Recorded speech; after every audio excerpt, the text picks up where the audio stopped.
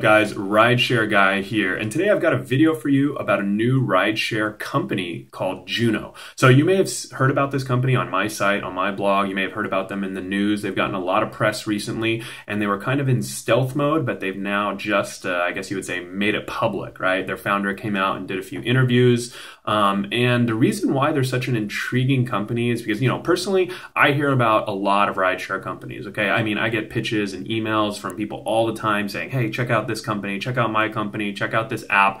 And most of the time I'll, take a brief look, but really there's not a whole lot to it. It might be more of a landing page than anything, or just really more of an idea than anything. The reason why Juno is a little bit different is because they're one of these first, they're one of the first rideshare startups, I guess you would say, that have come along recently with real funding, okay? They have a real team. They have, I think, 100 or 200 employees worldwide at this point. And their pitch is one that's really interesting. And I think that it's one that obviously a lot of drivers are going to love. Basically, they want to be the opposite of Uber when it comes to drivers. They want to treat drivers with more respect. They want to build their company around all those pain points that Uber drivers have. And I mean, they've already announced now, nothing's official. They're launching in New York City right now.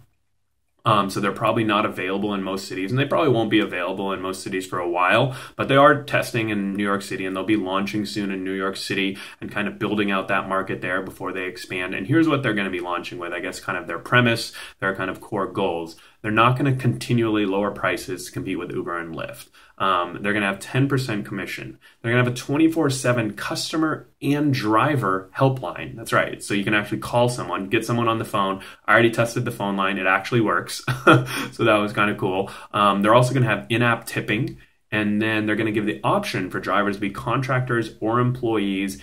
And they're going to reserve equity for drivers. So obviously, all of those things sound great to me. And I think if you guys are a driver, you probably noticed that those are all pain points for current Uber drivers, right? Those are all things that we've complained about, that I've complained about extensively, tried to get Uber to change, and they really haven't listened. So that's why I think Juno's approach is really unique, and it's really stricken a chord with a lot of drivers, because they obviously, clearly, they did their research, right? These guys know what they're doing. They're a real team. Their founder is a guy named Talman Marco, who started a company called Viber, which was a messaging app that never quite gained the same popularity as like a WhatsApp, but I mean, he did sell it for $900 million, and they never took any investments, I believe. So they've got a lot of cash. All the founders are very successful in building businesses, have plenty of cash, lots of experience, and it's also just the approach they're taking, which I think is super novel and super interesting.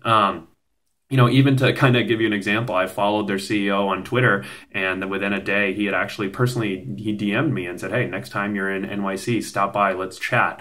And I can tell you that was pretty surprising. I mean, obviously I know they're a startup and they're just trying to grow, but I can assure you that I've never gotten any type of message or anything like that from Lyft, Uber's CEO, or anyone really too high up at those companies. So, I think that's kind of just one thing that really shows you how they're looking to distinguish. I think that the CEO and kind of what they say they actually believe in. So that's the good part, right? Those are, it sounds great, right? It's obviously, it's more than just an idea, because they're really pursuing it. They're spending money.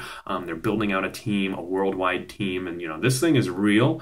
It's not just an idea. But I think the biggest problem and kind of the biggest challenge to them is obviously, how are they going to get passengers, right? Because we all know as drivers that sounds great. That's great, right? All those features, everything sounds amazing, but you're not going to go out and drive for them if there's no passengers, right? If you go out and turn on the app, you can get tipping, you can call for help, but then you never get a request. Who cares, right? So it's really all about how are they going to recruit passengers? Because I think no doubt that drivers would go over. Drivers are looking for that option, but I think Uber has such a stronghold on the passenger market. It's going to be very tough, right? What value proposition is Juno going to offer to those passengers to really get them over to Juno? And I think that it sounds like a lot of their strategy is actually going to rely on drivers, right?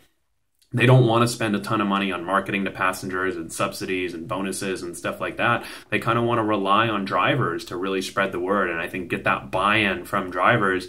And I mean, honestly, I'm not and I don't think it's the worst idea in the world. I think that they really have a shot because drivers, are the ones that are really making these companies. And I think that, if a company like Juno comes along and can really treat the drivers better, it's just going to be interesting to see how good of a job drivers can do at convincing passengers, right? Because obviously we all do Uber or Lyft. And then in New York, a lot of drivers are going to be doing Uber or Lyft and Juno. If all of those Juno drivers start bringing it up to their passenger, maybe they put a sign in the back of their Uber car, right? Saying, hey, try out this app Juno. They actually treat me better. They'll actually allow me to get tips, right? All these things.